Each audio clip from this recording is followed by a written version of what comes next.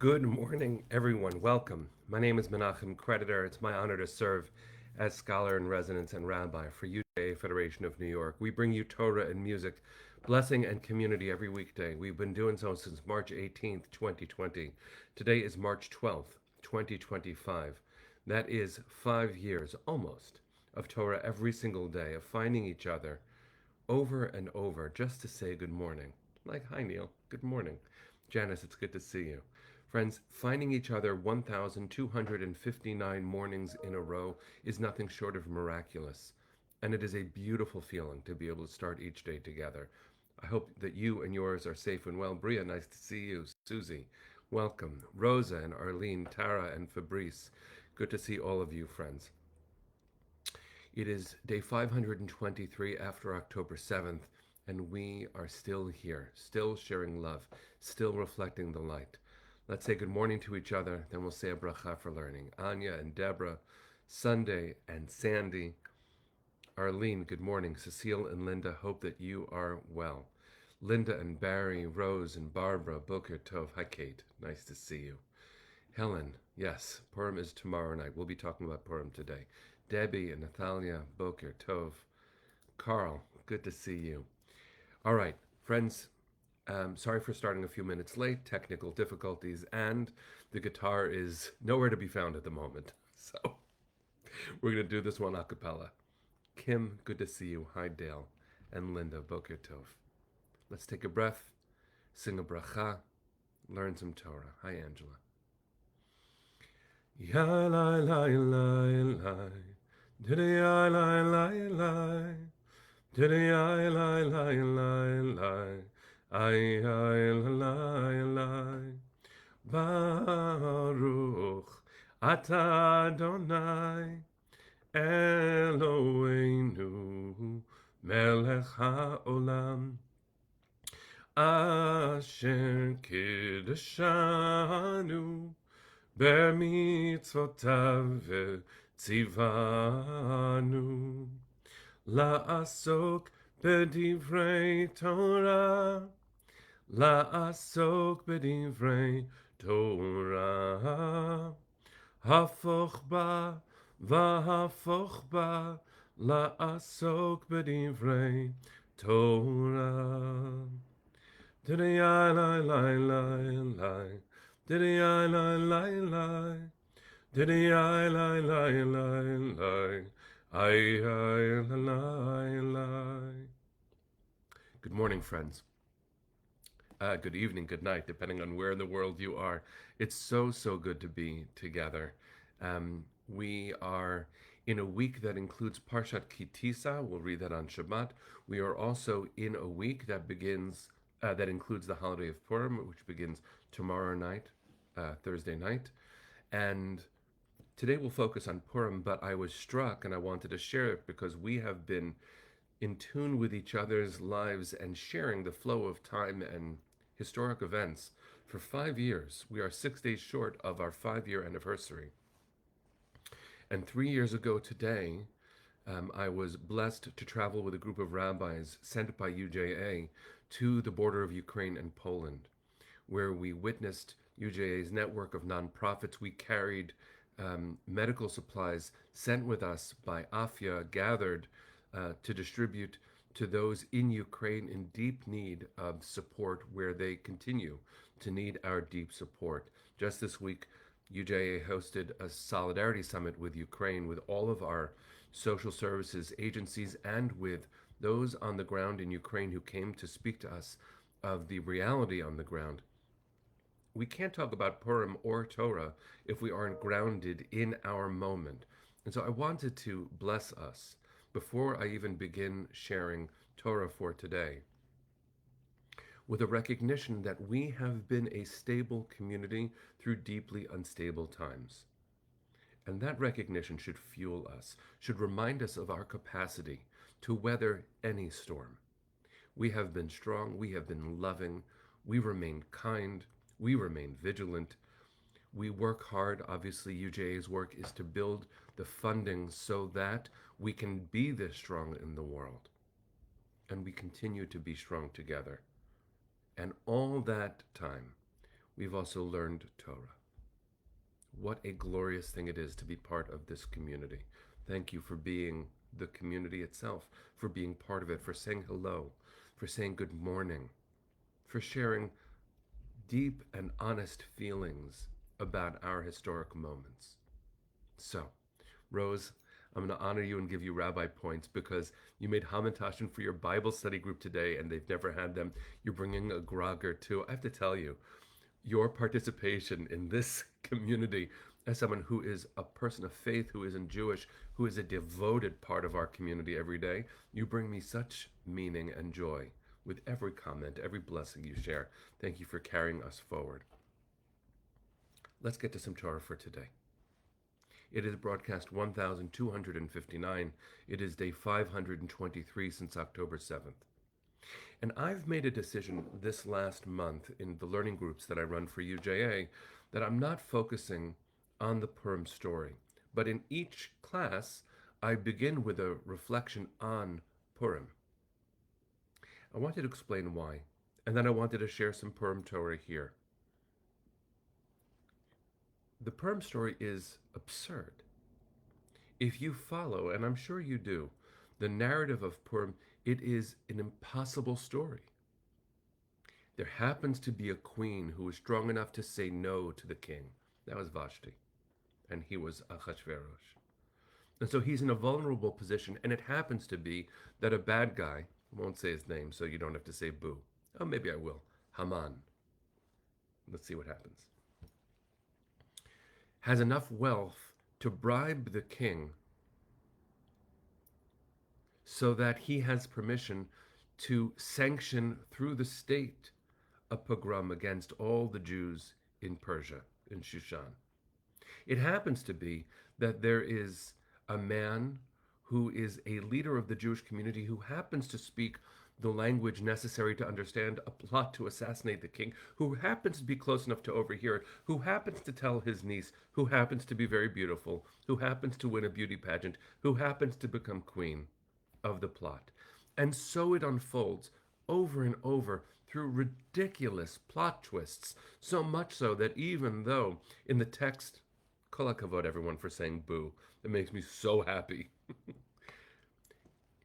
So much so that even with the absence of God, any explicit reference to God, which there is none in the entire scroll of Esther, it is impossible really to read the story without thinking that somehow God must be there, because this can't all be happening. It's impossible. It's literally just, it's an insane story. And then Esther hosts, I'll do it again. So many boos, I don't want to put you on the spot, everybody. I won't do it again. The bad guy and Achashverosh to a party where she's supposed to save the Jewish community. So what does she do at the party? She invites them to another party. It's so strange. Aviva Zornberg, a living Torah scholar, says about it, Nora Alila, what a tangled skein, what a crazy story. And we read it and we understand, and this is why I haven't been focusing on it so much. Kate, you said boo anyway. You're the best. We understand this story. We understand it too well, and that's why I don't need to teach it. We understand these headlines because there are headlines in a chaotic world where everything changes by the minute, and only by the grace of God and with deep devotion to each other do we make it through. In fact, one of the lessons of the Purim story is that without God's explicit intervention in history, it is up to us to move the story forward. We must be the salvation we wish to see in the world. What a strange message for a traditional spiritual community. But what I want to focus on just for another minute is a question. I asked this in a book that I was blessed to co-edit just now with my dear friend, Dr. Ora Horn-Prauser, who's the CEO and Dean of the Academy for Jewish Religion. They published this collection of Purim reflections, which is called An Upside Down World, Esther and Anti-Semitism. I ask a question because at the end of the Purim story, there is the right granted to the Jewish community because of Esther not to rescind the king's decree for the state-sanctioned pogrom, but the right for the Jews to defend themselves. And when we do, and then we ask for it for a second day, when we do, the text says the Jews defended themselves and this is a hard part of it, killed 75,000 Persians. In chapter 9 of the book of Esther, this is right there. And it says just before that, Harbe mehem mityahadim, many Persians converted to Judaism, ki nafal pachad haYehudim alehem, because fear of the Jews fell upon them. It is a complicated thing to read a text like this and to hear a phrase like that, and it isn't about the ethics of self-defense. That is clearly a moral and spiritual mandate. It says in the book of Exodus, if someone comes to hurt you, don't wait for that. Defend yourself. But in the text itself, the cost of other human lives for the Jewish community to defend itself is enormous. The text says 75,000. And so I ask this question, and I don't have a good answer to it. But the text says that because of Pachad Yehudim, because the Persian, the Shushan world in the book of Esther, were intimidated, were afraid, because Esther had achieved power and Mordechai achieved power and the Jews achieved the right to self-defense from the king, that is how we made it through. Is that necessary? Must we have significant power in order to be okay? It might be that that's the message of the book of Esther. It's not a pleasant message. It's a spiritual, moral, and physical response to the instability of the world and the vulnerability of our community. And I imagine every community has this conversation. Must we gain enough sway in society? And should that be a goal? Is it a moral mandate, a spiritual mandate, so that our community will be okay?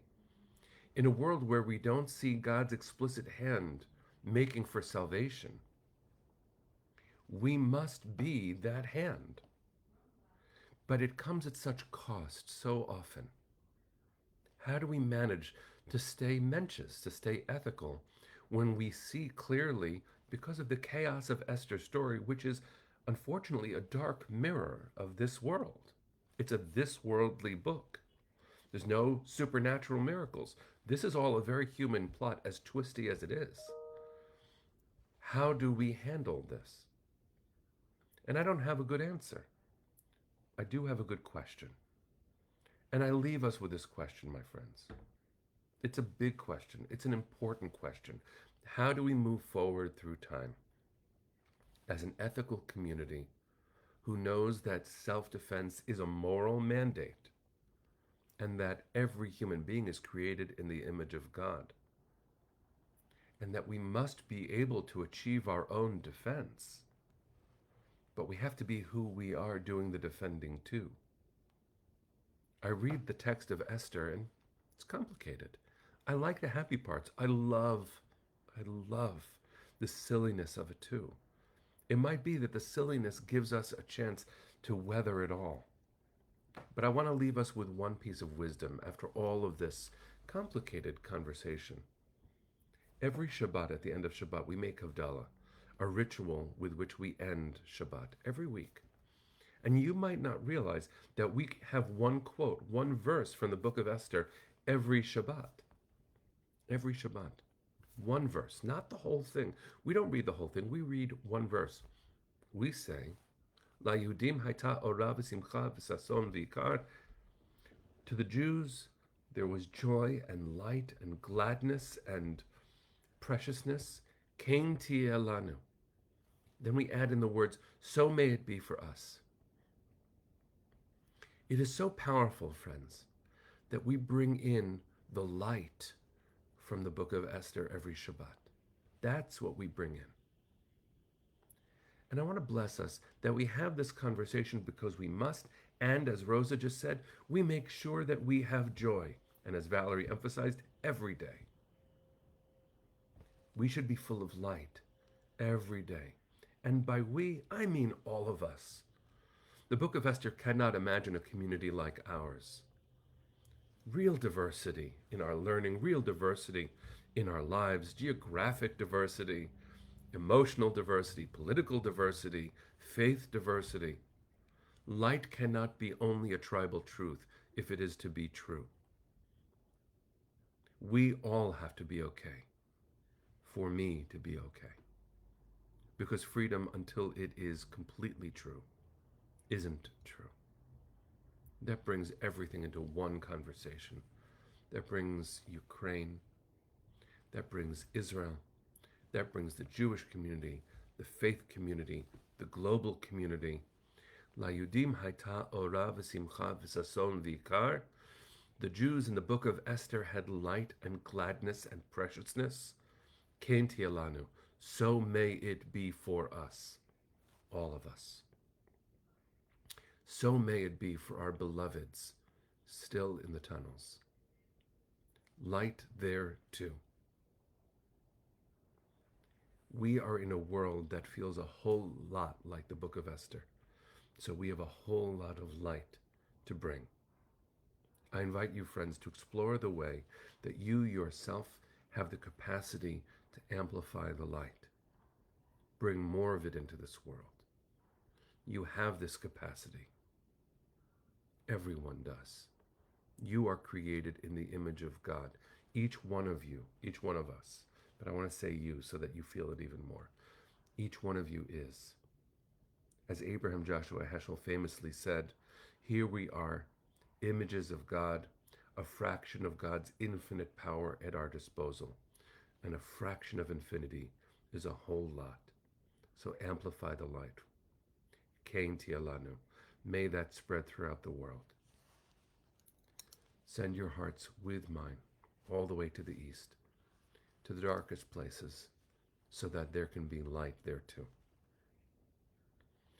Kolon balevav pnima nefesh Yehudi homia ulefate mizrach kadima ayin letzion Sophia od lo avda tikvateinu התקווה בת שנות 2000 להיות עם חופשי בארצנו ארץ ציון וירושלים להיות עם חופשי בארצנו ארץ ציון Yerushalayim. Bring them home now. Am Yisrael Chai. See you tomorrow, my friends. Happy Erev, almost Purim.